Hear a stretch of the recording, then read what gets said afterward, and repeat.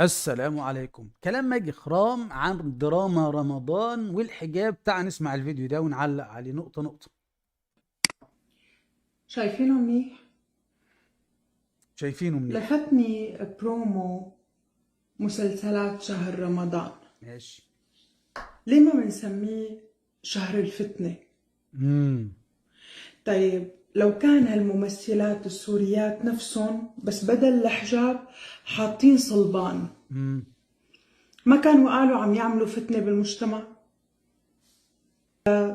بدون سياق درامي وبسياق درامي طلعت محجبة، المفروض نحن كمجتمع نشوف انه عادي حقهم هدول اسمهم مؤمنات.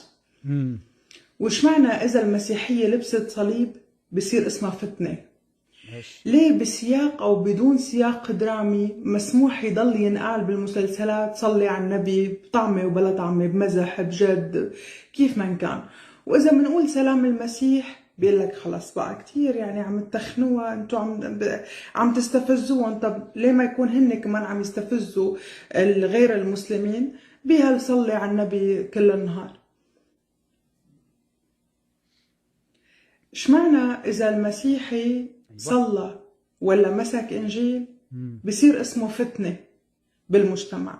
اشمعنى بطعمة وبلا طعمة حجابات وصلاة على النبي وفتح قرآن بالمسلسلات، وإذا مرة بدها تصلي لابنها بتفتح قرآن؟ يعني ليه ما بنلمح مثلا؟ معقول ما في بالسياق الدرامي كله وحدة تلبس صليب بدون مبرر؟ هيك هي عم تشتغل موظفة لابسة صليب. ماشي. هنعلق على كل الكلام ده بس ستيب باي ستيب. اسمعوا بس عشان ما تقولوش ان انا بقتطع كلامها يعني. المغزى من هالحكي شو؟ امم هذا رمضان كل عمره هيك، بس هلا زايد كتير الفتنة الإسلامية، بسميها فتنة. طالما لما بنطلع وبنقول أبانا الذي في السماوات بيقولوا عنا خليك فيها. خليك فيها. فتنة، وطالما المبشر المسيحي بيحسب فتنة، وطالما إذا طلعنا وقلنا بس نحن فاتحين قدامنا إنجيل بيطلعوا بيقولوا ليه عم تستفزي المسلمين، فأنا بدي أعتبر هذا شهر رمضان شهر الفتنة. مم. طيب. السلام عليكم يا قوم، معكم محمد نصيف المحاور باحث في الكتاب المقدس للرد على المناصرين الفشلة المتطاولين على الإسلام مما يعتقدوهم. على فكرة حلقة النهاردة في الغالب ماجي خرام فضحت لنا أولاد أتباع وخدام عقيمتها كابراهام جيسوس والذين يؤلفون ويكتبون الدراما الرمضانية. هذا كلام فارغ. هي فاكرة انها بتقول يا ريتهم مثلا يعملوا دراما فيها واحدة راهبة ولا واحدة لابسة صليب. ما تلبس صليب ولا تلبسه في رقبتها ولا تلبسه في حتة تانية. واللي بيقرأ كتاب المقدس يقولوا فتنة. ما تقرأ كتاب مقدس ولا تقرأ نشيد الإنشاد حتى. ولسه هنيجي على النقطة دي. الكلام ده كلام بيقولوا هبد هبد. مين من المسلمين بيقول ان واحد يقرأ كتابه المقدس دي فتنة طائفية؟ مين من المسلمين بيقول ان واحد يلبس صليب دي فتنة طائفية؟ مين انت شفت مين من المسلمين؟ خلي بالك بقى، ممكن يقول لك ايه المشايخ بيقولوا. لا، انا ما سالتكش على مشايخ، انا بسالك انت يا مشاهد ليا، سواء كنت في الشرق الاوسط، في السعوديه، في مصر، في الهند، في العراق، في ايران، في تركيا، في كوالالمبور، في كوالالشمبور. فين المسلم اللي انت شفته وانت قاعد معاه وعارفه شخصيا وقال لك ان مسيحي يلبس صليب ولا يلبس اللي يلبسه ان دي فتنه طائفيه؟ مين اللي قال كده؟ انه يفتح كتابه المقدس يقرا فيه؟ مين شفته بنفسك قال كده؟ اللهم قال فيه ايه؟ ماجي خراء بتهبد بتهبد.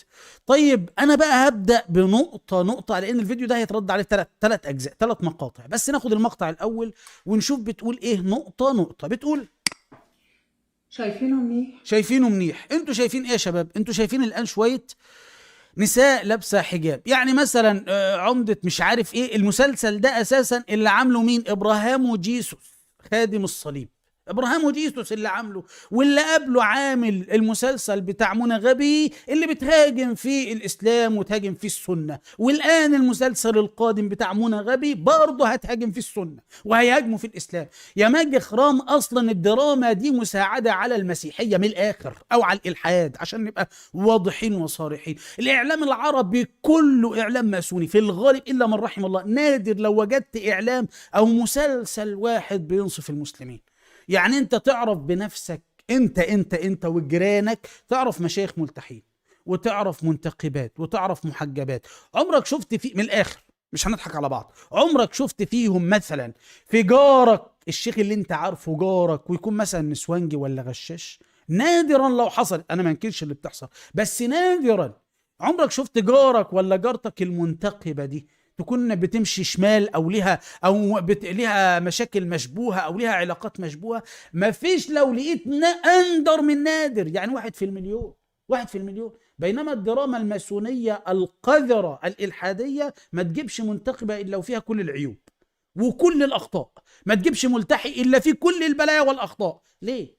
لأن الإعلام العربي من الآخر إعلام ماسوني وثني ضد الإسلام من الآخر. فهي بتقول لك يعني شايفين ان الدراما اللي بتيجي، الدراما السوريه ولا الدراما المصريه ولا الدراما دي، شايفين لابسين محجبات. ما هم يا ريتهم بيجيبوا المحجبات دي ويشكروا فيهم، ده بيجيبوا المحجبات عشان يذموا في الحجاب والمحجبات. يا ماجي خراء، انت بتذمي وبتتكلمي على مين؟ على انصار دينك؟ لفتني برومو اي مسلسلات شهر رمضان. ماشي. ليه ما بنسميه شهر الفتنة؟ فتنة مين يا هلا؟ كنت شايفانك الرب بتاعك اللي قال ليس حسنا ان يؤخذ خبز البنين ويطرح للكلاب، هو ده بتاع الفتنة يا بت. طيب لو كان هالممثلات السوريات نفسهم بس بدل الحجاب حاطين صلبان. هيحطوا صلبان. لا لا لا، اصبروا اصبروا، في المقطع الثاني والثالث هتشوف ضرر. لذلك اللي شاف المقطع ده لازم يشوف المقطعين الجايين، لان كل فيهم هيبقى جزء لوحده. لو حط صلبان، طب ما انت عندك اسمها ايه، حنان ترك، ويا ريتها ما فعلت، يا ريتها ما فعلت بلايا حنان ترك في مسلسلها. في الاخت لا مش عارف الاخت تريزا ولا اسمها ايه اللي عملت مسلسل الاخت تريزا. ايوه حنان ترك اللي عملت الاخت تريزا عشان ترضي. فعلت ايه حنان ترك؟ فعلت بلوى كبرى، فعلت بلوى كبرى تنقض عقدها وتنقض اسلامها لما حطت لها صليب على صدرها. وعملت ايه؟ هل تكلمت عن الراهبات وما يحصل في الراهبات؟ انا هجيب لكم ايه اللي بيحصل في الراهبات في المقطع الثاني والثالث، اصبروا بس نكمل. ما كانوا قالوا عم يعملوا فتنة بالمجتمع بدون سياق درامي وبسياق درامي طلعت محجبة. المفروض نحن كمجتمع نشوف انه عادي حقهم هدول اسمهم مؤمنات. وش معنى اذا المسيحية لبست صليب بصير اسمها فتنة؟ ما تلبس. ليه بسياق او بدون سياق درامي؟ ما هو ملعون كل من علق على صليب، النص موجود في التثنية وفي رسائل بولس. ما تلبس. انتوا بقى عشان تعرفوا هذه منافقة، هذه منافقة. والناس اللي بيقول لا ما تردش عليه، حبيبي دي صاحبة كنيسة، دي مؤسسة كنيسة، احنا بنرد على شخصية اصبروا وادعت الوحي، ادعت ان الرب بيوحي اليها وعمل فيها 6-7 ساعات، 6-7 ساعات اهو عامل فيها الرب بتاعها. رؤيا صار معي قوي مثل اختطاف، قوي اختطاف بالروح. الجسد بقي هون، شفت امور عظيمة. ليه صدق انه هي الرؤيا من الرب؟ فبال 2017 بشهر اكتوبر بالضبط صابتني رؤيا، اختطفني الروح حوالي، ما بقدر احدد بالضبط، قبل شوي عم بسأل جوزي قال لي اكثر من 6 ساعات، يعني حوالي 6-7 ساعات. جامد يا جماعة، جامد جامد جدي بشكل مش عدي، جامد جدي بشكل مش ودي، عاد يعمل فيها 6-7 ساعات، 6-7 ساعات يعمل فيها. لا لا جامد جامد اول. الروح ده اللي هو الاله عندهم على فكره. وانا عارف انت هتقول بينك وبين نفسك عمل فيها ايه اللي عمل فيها. بس عمل الروح القدس فيني اكبر من هيك بكثير. عمل الروح القدس فيني هو بيخلص، بس عمل فيها القدس فيني اكبر من هيك بكثير. عمل الروح القدس فيني عمل فيها 6-7 ساعات. والمشكله ان جوزها الديوث كان قاعد جنبها وده عمال بيعمل فيها 6-7 ساعات متواصل عن تيل شديد قوي. مثل اختطاف بالروح. الجسد بقي هون. ايوه شفت امور عظيمه. ايوه ليه صدق انه هي رؤيا من الرب؟ شفت خروف 2017 بشهر اكتوبر بالضبط. ايوه صابتني رؤيا. ايوه اختطفني الروح حوالي، ما بقدر احدد بالضبط، قبل شوي عم بسأل جوزي قال لي اكثر من 6 ساعات. يعني شوف جوزها القرني قاعد وده عمال بيعمل فيها. ما هي قالت لك عمل الروح 6-7 ساعات، 6-7 ساعات. كان واخد شريط فياجرا كامل حوالي 6-7 ساعات. حصل. كنت صاحية ماني نايمة، كمان. صاحية وفتح عيوني بقدر امشي معه، يعني اخذني حتى معه قال بركي وك... يعني ما عم يفهم شو عم بيصير معي. وكمان خدها، عمل فيها 6 7 ساعات وخدها. فاحنا اللي بنرد عليها دي معمول فيها من مين؟ يعني دي المفروض كده مرات الاله قاعد يعمل فيها 6 7 ساعات. قول يا المفعول فيك 6 7 ساعات. مسموح يضل ينقال بالمسلسلات صلي على النبي بطعمة وبلا طعمة. طب وانتي مال امك، مال يور ماذر، يتقال صلي على النبي ولا ما صليش؟ وانتي مال يور ماذر؟ اصلا انا قلت لكم الدراما دي اساسا خدمه لدينكم وخدمه للملاحده. انتوا فاكرين يعني الدراما؟ هاتولي كده مسلسل واحد محترم لا يذم في الشرق الاوسط، لا يذم في الاسلام والمسلمين. هاتولي نادر لو وجدت مسلسل واحد فقط محترم بيتكلم باحترام عن المسلمين، أندر من النادر. طب والله العظيم أنا بقولها، طب أقسم بالله مسلسلات إنتاج أمريكي والله ما بتذم في المسلمين زي إعلامنا الوسخ العربي ده، زي درامتنا الوسخة الموجودة في الشرق الأوسط. دراما قذرة، دراما عايز تعلم البلطجة وشرب الخمر والدياثة والزنا وزنا المحارم واللواط وقلة الأدب والشذوذ والطعن في الأعراض والبلطجة والسيوف والقتل والمخدرات ما تعلمش الطهارة. فين في الدراما العربية بتعلم الطهارة؟ فين في الدراما العربية بصفة عامة بيعلم الاحترام والأدب؟ فين طلع يا جماعة، اقعدوا كده بينكم وبين نفسكم، طلعوا مسلسل واحد بس يعلمك الاحترام. يا عمي انظر من النادر لو وجدت مسلسل محترم وبيجيب البطل حتى محترم. لازم البطل ده بتاع نسوان، وتبص بتاع نسوان ويكون افضل من الشيخ اللي في المسلسل. يعني يجيب لك في المسلسل واحد شيخ ويجيب لك في المسلسل واحد بطل قليل الادب وسافل وخمرجي وبتاع وماسك سنج وبلطجي وكل حاجه، ويجيب لك البلطجي افضل من الشيخ، وتجيب لك اللي ماشي على حل شعرها والزانيه والفجره افضل من المحجبه. طب ده اسمه ايه؟ ده اسمه وساخه وقله ادب وسفاله. ويقول لك قال بنعرض الواقع. استنوا عشان الجزء الثاني والثالث من المقطع ده، هو ده ارض الواقع اللي يخاف اتخن شنب في مخرجي العرب ومخرجي الموجودين في الشرق الاوسط. اتخن شنب يخاف انه يعرض مسلسل فيه اللي بيحصل في الراهبات داخل بيوت العباده. يخاف، ما يقدرش يعملها، يخاف يعرض الواقع. هنعرض الكلام ده في الجزء الثاني والثالث من المقطع ده. المهم بمزح بجد كيف ما كان. واذا بنقول سلام المسيح بيقول لك خلص بقى كتير. طيب المسيح، وده ما نقصدش بنبي الله عيسى، لان نبي الله عيسى مكرم عن هذا الكلام. ولازم ننتبه، اول ما اقول لك يسوع الاناجيل اعرف ان انا بتكلم عن يسوع بحسب الكتاب المقدس ولا اتكلم عن عيسى نبي الاسلام. لما اقول لك عيسى يبقى انا بتكلم عن نبي الله عيسى. لما اقول لك يسوع لان النصارى ما يعرفوش حاجه اسمها عيسى. عيسى دي كلمة خاصة بنا نحن المسلمين. يسوع برضو كلمة خاصة بيهم هم.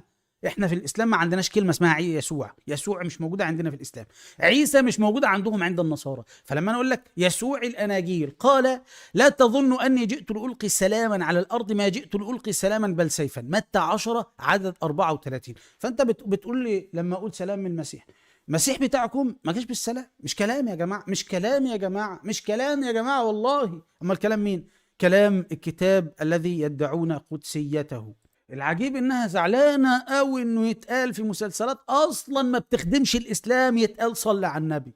ايه اللي مزعل امك اما يتقال حتى؟ ايه اللي مزعلك؟ لا وعجيب مش زعلها بقى انها ليه ما يقولوش سلام المسيح. طب مش اما يكون يسوعكم جيب السلام نبقى نقول، او يبقوا يقولوا صلي على النبي بطعمة وبلا طعمة بمزح بجد كيف ما كان. واذا بنقول سلام المسيح بيقول لك خلص بقى كتير، يعني عم تخنوها انتوا، عم تستفزوهم. طب ليه ما يكون هن كمان عم يستفزوا غير المسلمين بهالصلي على النبي كل النهار؟ قول يا بت انطقي. اشمعنى اذا المسيحي ايوه صلى ايوه ولا مسك انجيل ايوه بصير اسمه فتنه؟ لا مش فتنه، امسكي انجيل صلي بقى، صلي ارقصي اتنيل اعملي اللي انت عايزاه. مين اللي قال فتنه؟ انت بتالفي بتخترعي مع نفسك. لا ركزوا في الجايه. بالمجتمع انا بطعمه وبلا طعمه حجابات وصلاة على النبي. برضو انت مال ان كانوا بيلبسوا حجاب، وحتى ان كانوا في الشرق الاوسط بيلبسوا حجاب، معلش وانت مال امك؟ سؤالي خليكي انت، ما انت عريانه اهو في امريكا. حد قال لك تحجبي؟ ده انت حتى لما بيقول لك حد تحجبي من اهل دينك بتطلعي تبخ فيه كالكلبه التي ولدت جراء واكلتهم. انت هتمثلي؟ اتفضل. فتح قرآن بالمسلسلات، حلو وإذا قوي. مرة بدها تصلي لابنها بتفتح قرآن، يعني ليه ما بنلمح مثلا؟ بتقول لك في واحده بالمسلسلات، يعني واحده بتصلي لابنها اللي مريض يعني فبتقرا قران. طب انا بقول لك يا ريتها كان، يا ريت يجيبوا لينا واحده عندكم بقى في الدراما وهي بتصلي لابنها وبتدعو له تفتح له الكلام الجاي. نشيد الانشاد 7 يا ريتها وهي بتصلي لابنها تسمع المسلمين، سمعوا المسلمين. الأصحاح 7. ما أجمل رجليك بالنعلين يا بنت الكريم، أي. دوائر فخذيك مثل الحلي، أي. صنعة يدي صناع، سرتك كأس مدورة لا يعوزها شراب يا ممزوج، ريت يا ريت صلوا بطنك للناس. صبرة حنطة مسيجة بالسوسة، أيوة. ثدياك كخشفتين توأمي ظبية. يعني بتصلي لابنها مثلا وتقوم قايله الماجي يا ماجي ثدياكي ككلب غزاله. عنقك كبرج من عاج، عيناك كالبرك في حشبون أي. عند باب بث ربين، أنفك كبرج لبنان الناظر تجاه دمشق، رأسك عليك مثل الكرمل، أي. وشعر رأسك كأرجوان، ملك قد أسر بالخصل. ما أجملك أيوة. وما أحلاك أيتها الحبيبة باللذات. احنا عايزين في الدراما، فين في الدراما كده؟ فين كده في الدراما؟ المفروض الدراما تجيب أرض الواقع وتجيب الشيء اللي تخليها تصلي. صلوا يا جماعة، اللي عايز يصلي يصلي يصلي، اتفضلوا. يلا يا ماجي كلمي المنتجين والمخرجين العرب وبتوع السيناريست، قولوا لهم هاتوا كده سمعوا المسلمين كده وهم بيصلوا لعيالهم ولا لبناتهم، تقول كده ما أجملك وما أحلاك. مش ده كتابكم المقدس؟ قول يا ماجي اللي بعده. قامتك هذه شبيهة بالنخلة وثدياك بالعناقيد. أي. قلت إني أصعد إلى النخلة وأمسك بعذوقها، وتكون ثدياك كعناقيد الكرم، ورائحة أنفك كالتفاح، وحنكك كأجود الخمر، لحبيب السائغة المرقرقة السائحة على شفاه النائمين. أنا لحبيبي وإلي اشتياقه. تعال يا حبيبي، تعال يا حبيبي. تعرفوا تصلوا كده؟ ما تصلوا كده يا جماعة. المفروض ان ماجي خراء متضايقه ان واحده مسلمه فتحت مصحف في الدراما، يعني الدراما الماسونيه اصلا اللي ما بتخدمش الاسلام، متضايقه ان واحده مسلمه فتحت في الدراما عشان تقرا قران لابنها عشان يخف. خلاص، طب المفروض بقى تجيبوا في الدراما اللي انت عايزاها، كلمي المنتجين والمخرجين ان هم يجيبوا واحده من بنات دينك ويفتحوا كتابهم المقدس ويفتحوا نشيد الانشاد ويقروه قدام الناس. والله يا ريتهم يقروا في الدراما العربيه، يا ريت في الدراما العربيه يقروا للناس ما في الكتاب عشان الناس يعرفوا لما يجوا يقولوا الحمد لله على نعمه الاسلام يبقوا عارفين بيحمدوا على ايه. بتقولي ايه يا ماجي؟ للنهار.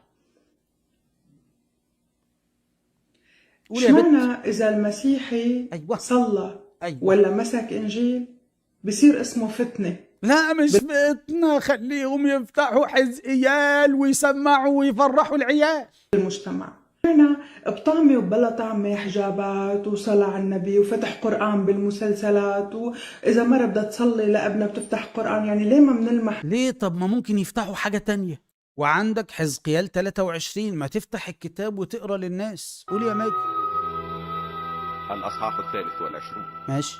وكان إلي كلام الرب قائلا. أهو كلام الرب، هتعالج ابنها بكلام الرب. تقول يا ابن آدم، كان امرأتان ابنتا أم واحدة. ماشي. وزنتا بمصر. ماشي. في صباهما زنتا. هناك دغدغت ثديهما. أيوة. وهناك تزغزغت ترائب عذرتهما. في مصر. كل ده في مصر. الله، مصر بريئة منكم، مصر بريئة منكم. بينما في مصر كده ادخلوا مصر إن شاء الله آمنين، ده في القرآن. شوف بقى هنا تزغزغين ومدغدغين وما تفتحوا. بتقول لك ليه يعني في الدراما العربية بيفتح تلاقي الواحدة فاتحة قرآن علشان تقرأ لابنها وابنها يخف. لا، ويا ريتهم كانوا فتحوا حزقيال عشان العيال تقوم بين الفرحة وتمشي شمال. اسمهما أهولة الكبيرة وأهوليبة أختها، وكانتا لي زوجتين بنين وبنات، واسماهما السامرة أهولة وأورشليم أهوليبة، ثم وزنت أهولة من تحت، أي وعشقت محبيها الشورى الأبطال أي اللابسين الأسمنجونية، ولاة وشحنا، كلهم شبان شهوة. شوف يعني تسمع كده وهي صغيرة، تسمع كده شبان شهوة وزانوا وما زانوش وعملوا، لا ده بص بيقولك فدفعت لها ايه؟ فرسان راكبون الخيل، ايوه فدفعت لهم عقرها لمختار بني الشورى كلهم. بص دفعت لهم عقرها. انت بينك وبين نفسك كده بعد ما زانوا فيها وقامت دافعه لهم عقرها، هيعملوا فيها ايه؟ وتنجست بكل من عشقتهم بكل أصنامهم، خلاص كده. ولم تترك زناها من مصر أيضا، لأنهم ضاجعوها في صباها وزغزغوا ترائب عذرتها. شفت زغزغوا ترائب العذر يا ماجي. كل اللي حصل فيه كده يا ماجي حصل في ماجي، وانا عارف وانا متاكد ان الكلام ده حصل. وزعلانه ماجي ان في واحده بتفتح قران وتقرا لابنها العيان، كانت عايزه الواحده تفتح حزقيال وتخلي ابنها يمشي شمال ويعيش. ايه الحلاوه دي؟ وسكبوا عليها زناها، سكبوا زناه لذلك عليها. سلمتها ليد عشاقها، ليد بني الشورى الذين عشقتهم، هم كشفوا عورتها. فلما رأت أختها أهوليبة ذلك، أيوة. أفسدت في عشقها أكثر منها، وفي زناها أكثر من زنا أختها. شوف يا عم بيعلمك ان ايه، شوف العيال البنات بيتصارعوا مع بعض مين اللي تفعل فاحشه اكتر. يا خبر ابيض، يا خبر ابيض. الاخوات بيقولوا بيبقوا عايزين هو ده المفروض الكتاب اللي يقرأوه علشان خاطر العيال تخف. ده العيال هتبوظ يا ماجد. مثلا معقول ما في بالسياق الدرامي كله وحده تلبس صليب بدون مبرر هيك؟ او تقرا حزقيال ونشيد الانشاد وتفرح الشباب والشابات. هي عم تشتغل موظفه لابسه صليب. ما تلبس يا عم صليب، ولا تلبس حتى تلبس. المغزى من هالحكي شو؟ هذا رمضان كل عمره هيك، بس هلا زايد كتير الفتنه الاسلاميه بسميها يا عيني رمضان عندهم زايد فتنه. ليه يا عم الحاج؟ عشان ما بيشغلوش نشيد الانشاد وحزقيال في الدراما. تخيل انت، والله يا ريت. انا بقول لك لو عملوا ارض الواقع، اسمع الجزء الثاني والثالث من الحلقه دي، لو عملوا ارض الواقع وعملوا الواقع الموجود في راهبات دين كنا، انتوا اللي قلتوا يا ريت ما تجيبوش مسيحيين ومسيحيات في الدراما. انتوا اللي كنتوا هتقولوا كده وكنتوا هتطلبوا كده. لو عرضوا ارض الواقع لما بنطلع وبنقول ابانا الذي في السماوات بيقول خليك فيها. كان احد المشاهير عندهم وتقريبا ممثل كمان كان يقول لك ابانا الذي في السماوات خليك فيها. ليه؟ كان بيقول لك ان هم قتلوا الرب، خلاص لقد قتل، فما عادش فيه رب. عنا فتنة، وطالما المبشر المسيحي بيحسب فتنة، وطالما إذا طلعنا وقلنا بس نحن فاتحين قدامنا إنجيل بيطلعوا بيقولوا ليه عم تستفزي المسلمين، فأنا بدي أعتبر هذا أمام الناس كلها تقول لك إن هي لو فتحت إنجيل ليه بدها تستفز المسلمين. أنا عايز أقول لك برضو عشان شوية منافقين عشان تعرف بس، حد في الموجودين على الساحة كلها لما بتطلع تفتح كتابها المقدس بيتكلم عليها ولا بيرد عليها أصلا؟ أبدا أبدا. كل اللي بيرد عليها هتلاقيه بيرد عليها فقط لأنها بتهاجم الإسلام. يعني لولا أنها هاجمت الإسلام وهاجمت الرسول عليه الصلاة والسلام ما كانش حد عبرها أصلا، ولا عبر ما تؤمن به، ولا عبر المقتول الذي تعبد. كان كله سابها في حالها. صح كده ولا أنا غلطان؟ صح كده. انتهى الجزء الأول، استعدوا للجزء الثاني اللي فيه القصف الشديد اللي هيخليك سعيد بسم الله. والجزء الثاني في حلقة النهاردة في ردنا على ماجي خراء في مسألة الدراما والمحجبات ووصف المسلمات في الدراما الماثونية. شايفينه منيح؟ شايفين؟ لفتني برومو مسلسلات شهر رمضان. ماشي. ليه ما بنسميه شهر الفتنة؟ ماشي. طيب لو كان هالممثلات السوريات نفسهم بس بدل الحجاب حاطين صلبان. ده أنا هزيدك من الشعر بيت، لو كانوا عملوا راهبات وقصص الراهبات بدل الصلبان ما كانوا قالوا عم يعملوا فتنة بالمجتمع؟ لا، انتوا اللي كنتوا هتقولوا على المنتجين والمخرجين واصحاب القنوات ان اصحاب القنوات هم اللي بيعملوا فتنه في المجتمع. لو جابوا قصص راهباتكم لقلتم بيعملوا فتنه في المجتمع. ليه يا محمد يا نصيف؟ الاول كله وحده تلبس صليب بدون مبرر، هيك هي عم تشتغل موظفه لابسه صليب. ماشي. المغزى من هالحكي شو؟ هذا رمضان كل عمره هيك، بس هلا زايد كتير شهر إيه؟ الفتنه الاسلاميه، بسميها فتنه. طالما لما بنطلع وبنقول ابانا الذي في السماوات بيقولوا عنا فتنه، وطالما المبشر المسيحي بيحسب فتنه، وطالما اذا طلعنا وقلنا بس نحن فاتحين قدامنا انجيل بيطلعوا بيقولوا ليه عم تستفزي المسلمين. فانا بدي اعتبر هذا شهر رمضان شهر الفتنه.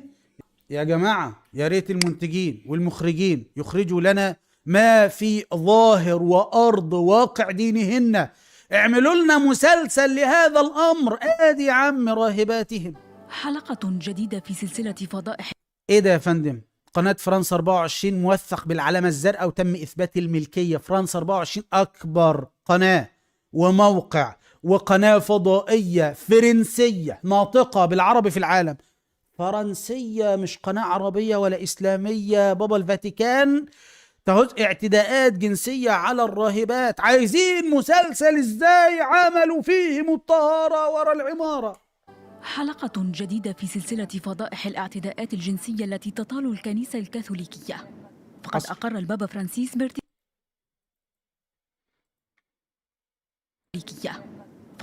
البابا فرانسيس بارتكاب رجال دين لاعتداءات جنسية على راهبات. تصريحات جاءت في نهاية زيارة تاريخية أداها بابا الفاتيكان إلى الشرق الأوسط. في الكنيسة هناك أيضا بعض رجال الدين الذين ارتكبوا هذه الانتهاكات الجنسية. ليس الجميع، ولكن كان هناك كهنة وأساقفة من بين المعتدين، وأعتقد أن الأمر لا زال مستمرا، لأن الكشف عن هذه الانتهاكات لا يعني بالضرورة توقفها. هذه هي المرة الأولى التي تعترف فيها الكنيسة الكاثوليكية علنا بحدوث اعتداءات جنسية على الراهبات. قبل أيام ذكرت مجلة النساء في الفاتيكان نساء الكنائس في العالم أنه في بعض الحالات تم إجبار الراهبات على إجهاض حملهن بأطفال من الكهنة.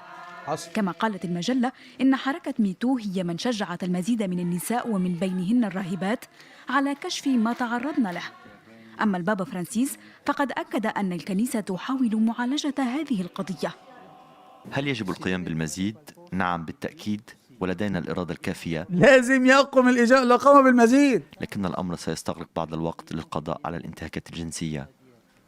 في نوفمبر تشرين الثاني ولا زلنا نطالب الهيئات الدرامية بعمل مسلسل خاص كيف فعلوا فيهم الطهارة. ده لو عملناه مش المفروض ماجي خراء تطالب بإظهار أرض الواقع؟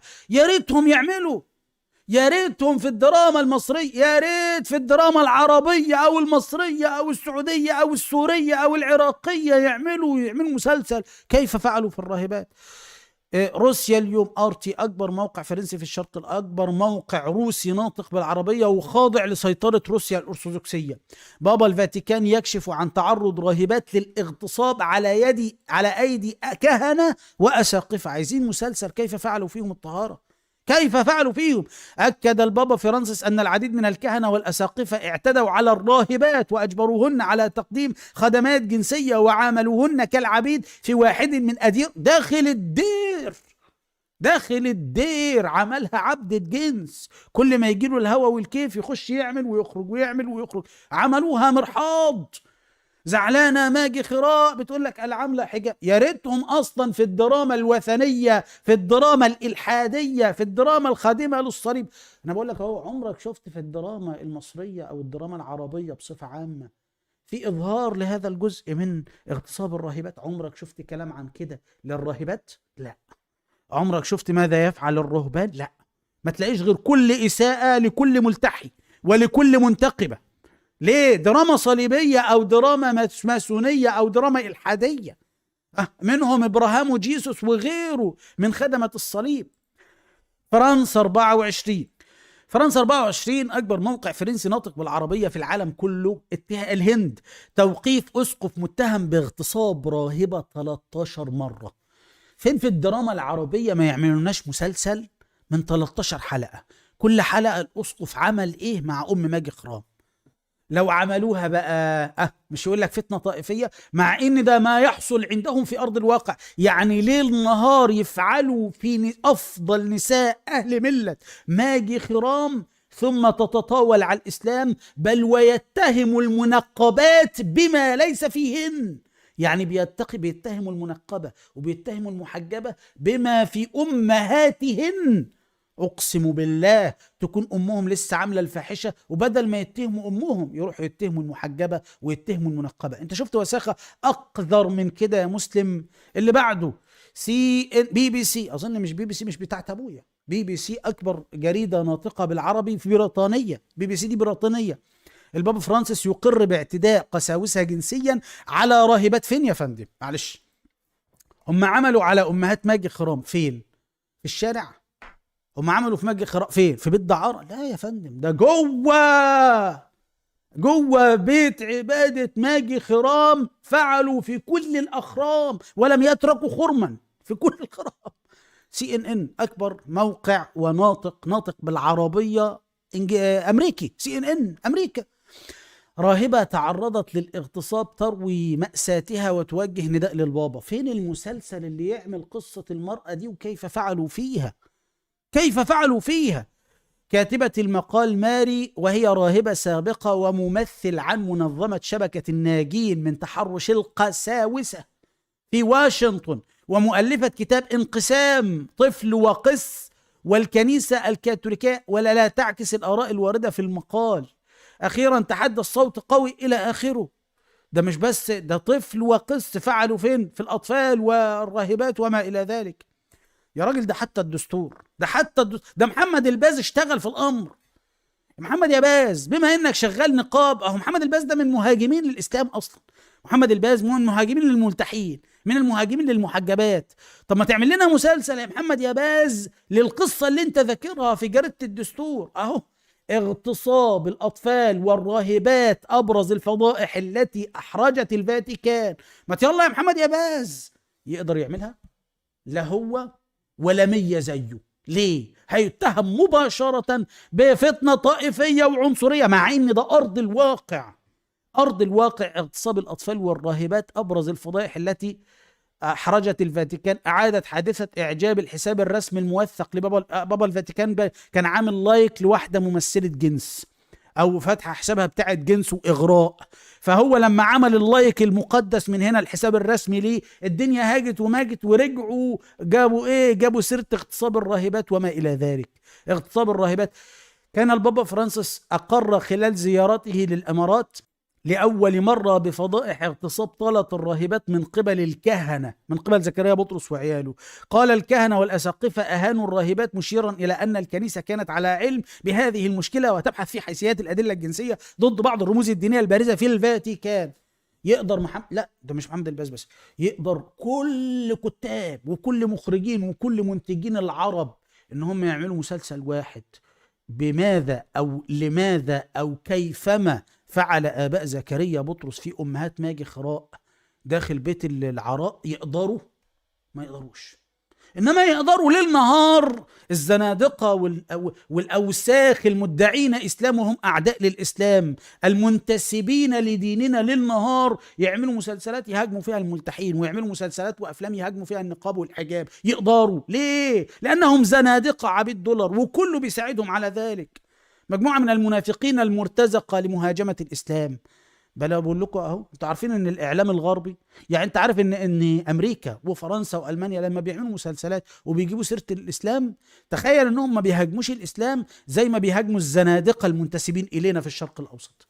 ايه رايكم؟ وماجي قرات تقول لك لو عملوا واحده بصليب هتبقى فيها فتنه طائفيه. يا ريتهم يجيبوا الظاهر وارض الواقع وما يحصل عندكم.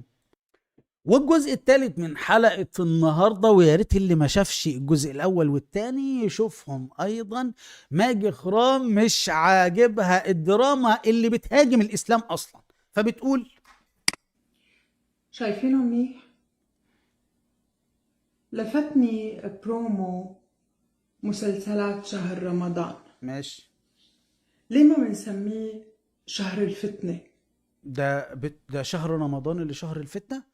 هنعرف مع بعض كيف فعلوا الراهبات في أفريقيا ورجعوا حوامل ليدعونا للشيطان الرجيم الذي تعبدين يا ماجي خرام. طيب لو كان هالممثلات السوريات نفسهم بس بدل الحجاب حاطين صلبان، أو راهبات بدل ما يبقوا محجبات، طب ما يكونوا راهبات ويعملوا لنا ما يحصل في الراهبات.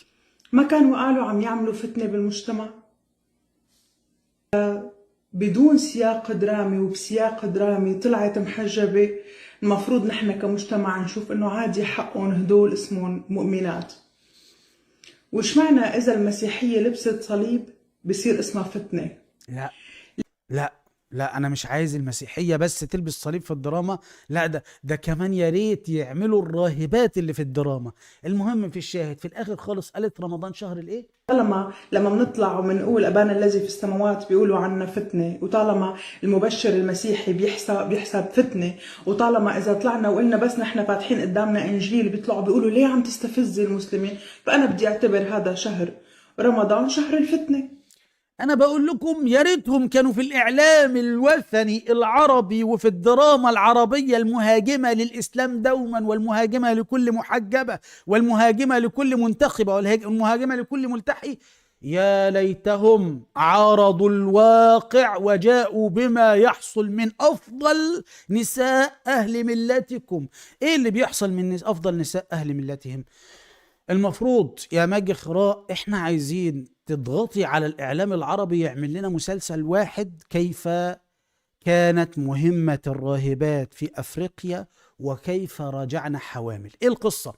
روسيا اليوم أكبر تلفزيون وجريدة إخبارية وقناة فضائية خاضعة لسيطرة روسيا الأرثوذكسية، يعني مش بتاعت أبويا، بدء التحقيق في حمل راهبتين كانتا في مهمة تبشيرية بأفريقيا.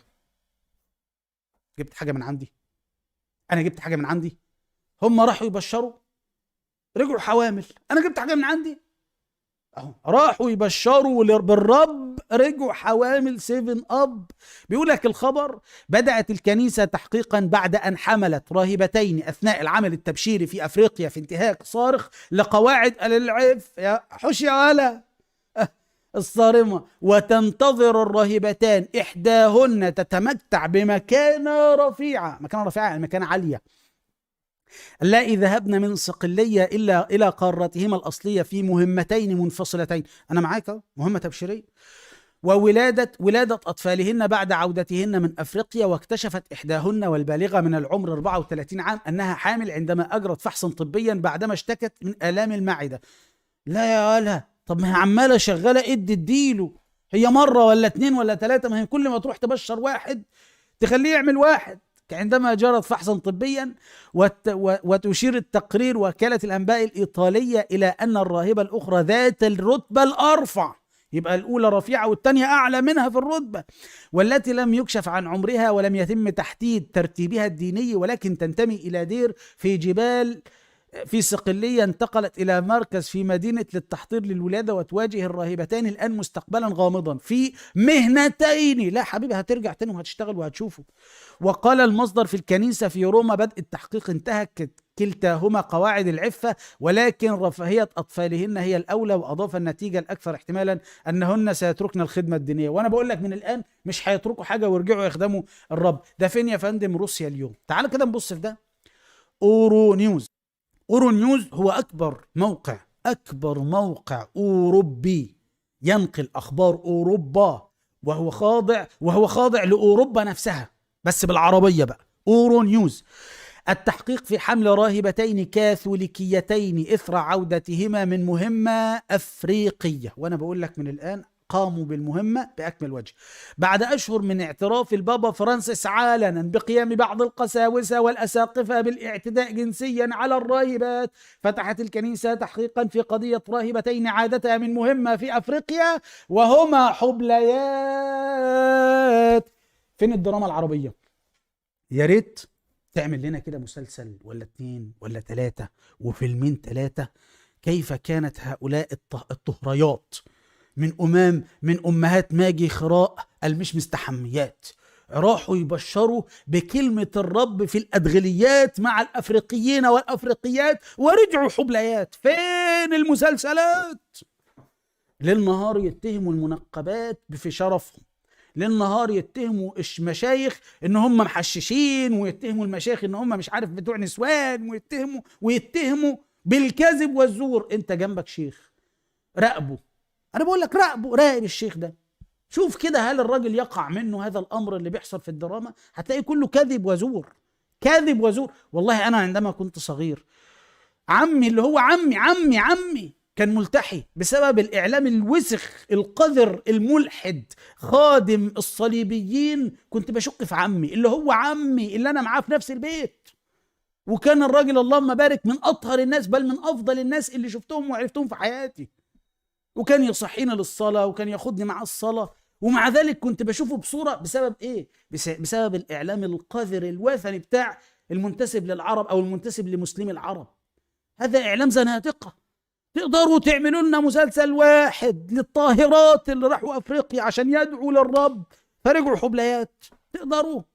ما يقدرش. أدخن من عندهم ما يقدرش، حتى أدخن المنتجين العرب ما يقدرش، ما يقدرش. الراجل بتاع جريدة النبأ نزل خبر برسوم، اللي الخبر بيقول الدنيا كلها عارفاه، نزل خبر برسوم. الجريدة نفسها اتقفلت واتهمت بإيه؟ اتهمت بالفتنة الطائفية، مع إن الراجل بينقل الواقع. يقدروا ينقلوا الواقع؟ بص بقى الخبر، حمل الراهبتين بيقول لك كده ايه: الراهبتان من اصل افريقي تم ارسالهما الى قارتهما الام للقيام بمهمه ايه؟ خيريه. اهو راحوا لمهمه خيريه، راحوا يعملوا الخير. فبقول لك كل ما يجي واحد فيهم عايزين يدخلوه لعقيمة زكريا بقلص ومجي خراء، يعملوا معاه الخير، يقفلوا الباب تشك تشك ويعملوا خير. خلصنا مع ده نجيب اللي بعده ويعمل خير، خلصوا مع ده ويجيبوا اللي بعده ويعملوا خير. خيرين اهم يا جماعه. ده فاتحينها جمعيه خيريه. امهات ماجي خراء المش مستحيه فتحوها جمعيه خيريه. فين مسلسل؟ عايزين مسلسل في كده ولا فيلم في كده؟ ولا هو كله على طول هجوم على الإسلام بالكذب والعدوان والبهتان والبطلان؟ اشمعنى الآن عندما نظهر ما في أمهاتكن من أخبار واضحة للعيان تتهموننا بالفتنة يا إنسان؟ محدش يقول لي عيد تاني عشان مش عارف أعيد لأن أنا مش مجهز الكلام الجديد. ادي يا عم ماجي خراء وعبيد الظلام وأتباع الشيطان المدعو إلها للإنسان. شايفينه منيح؟ شايفينه منيح. أي لفتني برومو مسلسلات شهر رمضان. أي ليه ما بنسميه شهر الفتنة؟ ليه؟ عرفتوا ليه؟ طيب لو كان هالممثلات السوريات نفسهم بس بدل الحجاب حاطين صلبان. يا ريتهم كانوا حاطين الراهبات وجابوا لنا القصص اللي بيحصل في الراهبات في كل مكان. لا ده وما خفي كان أوسخ، وما خفي كان أوسخ. الحلقة دي لولا ماجي خراء هاجمت الإسلام. عارف لو كانت اتكلمت على على البرومو ولا اتكلمت على المسلسل وخلاص بدون التطاول على الإسلام وبدون التطاول على القرآن، يا عمي أنا بقول لك من الآن ما تجيبيش يا ماجي خراء، عايزة تخرجي من آلام لساني ما تجيبيش سيرة الإسلام ولا بخير ولا بسوء، مالكيش دعوة بالإسلام خالص. اتكلمي بقى عن الأخبار، اتكلمي عن المسلسلات، اتكلمي عن الأفلام، قولي إن أنت عايزة تعملي مسلسلات للراهبات، أنت حرة، مالكيش دعوة بالإسلام. غلطت في الإسلام سأجعلنك وأجعلن عقيمتك مضحكة ومسخرة أمام كل الناس يا عباس. احمدوا ربكم على عظمة ونعمة الإسلام وعلى الحقد الذي في قلوب عبيد الظلام. صفحة وقناة السلام عليكم. قناة وصفحة محمد نصيف المحاور للرد على المنصرين المتطاولين الفشلة المتطاولين على الإسلام مما يعتقدوهم. دي القناة الجديدة يا شباب بعد ما اتقفلت القناة التانية بسبب ولاد دين المحبة، فدي فرصة جديدة عشان يوصلك كل جديد هيترفع على القناة الجديدة. تعمل اشتراك، لازم تعمل اشتراك، تعمل تفعيل الجرس للكل، كده هيوصلك كل جديد في قناة اليوتيوب. كذلك الصفحة بتعمل أعجبني وبعد كده بتعمل مرة تانية أعجبني، بتختار الافتراضي وبعد كده بتختار المحتوى قياسي والفيديو كل الإشعارات، وفيديو البث المباشر كل الإشعارات، وبعد كده تحديث كده الغالبية العظمى من الفيديوهات هيوصلك إشعارات جديدة بيها. دفعنا وبندفع للقناة القديمة، دفعنا لها أكتر من $2,500 وللأسف اتقفلت. فلمن أراد دعم القناة الجديدة وإعلانات القناة الجديدة ومتطلبات القناة الجديدة، لأن هندفع لها أيضا حملات إعلانية ممكن $2,000، فمن أراد المساهمة في ذلك أدي رابط الباي بال وأدي رابط الباتريون، هنلاقيه هنا في رابط إضافية لمن أراد دعم القناة ومتطلبات القناة في الباي بال والباتريون. شارك الفيديو مع أصدقائكم المهتمين، ولا تنسونا من صالح دعائكم. غفر الله لنا ولكم. سلام الله عليكم ورحمته.